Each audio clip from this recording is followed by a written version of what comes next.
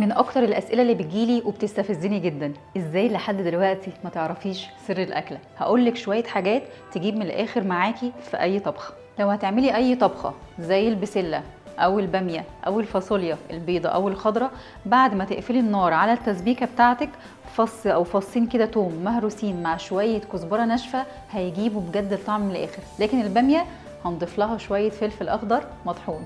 ورق العنب اوعي تفتحي عليه الغطا وهو سخن، لو سبتيه كده مع الهواء هيأكسد فهيسود.